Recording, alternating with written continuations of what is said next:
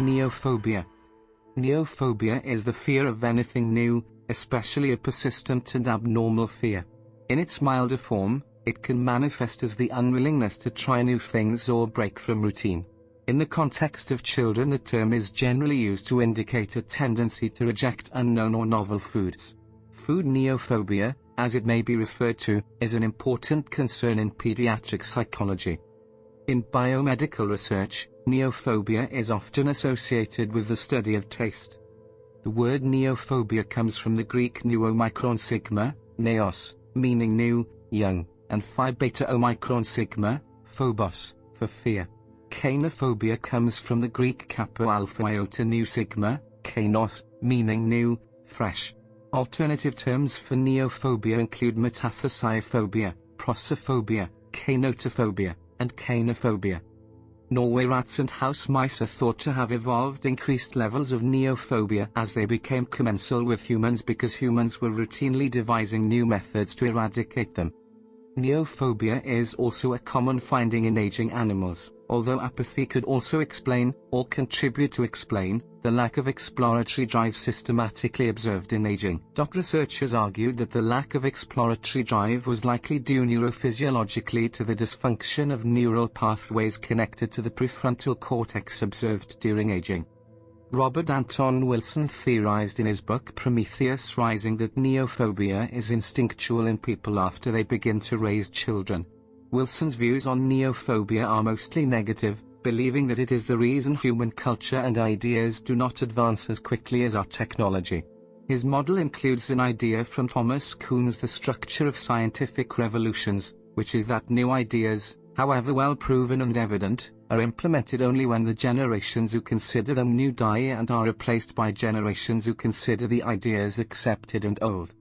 Food neophobia in humans has been described as the fear of eating new or unfamiliar foods.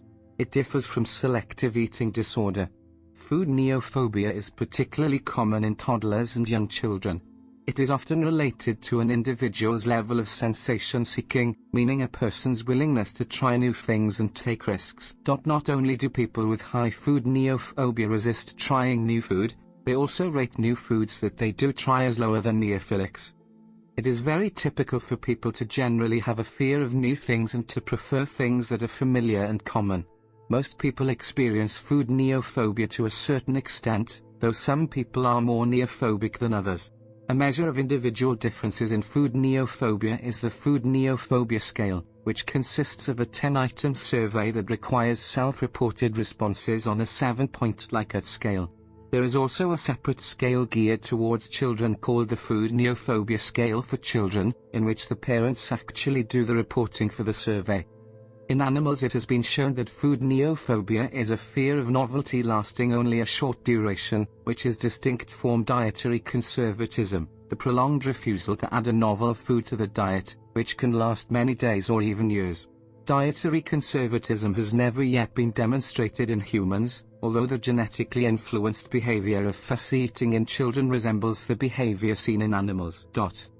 Food neophobia relates to the omnivore's dilemma, a phenomenon that explains the choice that omnivores, and humans in particular, have between eating a new food and risking danger or avoiding it and potentially missing out on a valuable food source. Having at least some degree of food neophobia has been noted to be evolutionarily advantageous as it can help people to avoid eating potentially poisonous foods.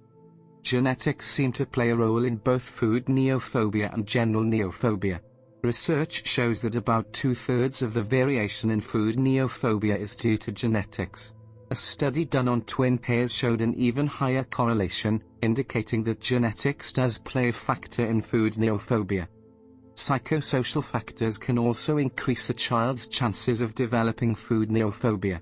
Young children carefully watch parental food preferences, and this may produce neophobic tendencies with regard to eating if parents tend to avoid some foods. Another cause includes being more sensitive than average to bitter tastes, which may be associated with a significant history of middle ear infection or an increased perception of bitter foods, known as a supertaster. Sometimes food neophobia is more directly caused by an environmental occurrence. For example, With poison-induced neophobia, a food poisoning experience can lead to people not only avoiding the flavor they associate with creating their illness but also avoiding all novel flavors during the period directly following the poisoning experience. This can be seen as the body's attempt to prevent any new and risky food items from entering the body. Besides food poisoning, food neophobia also arises from the person associating a negative experience with new foods. For example, suffering from gastroenteritis or other gastrointestinal illnesses after eating undercooked food. Another environmental factor influencing levels of food neophobia is the current arousal level of the individual.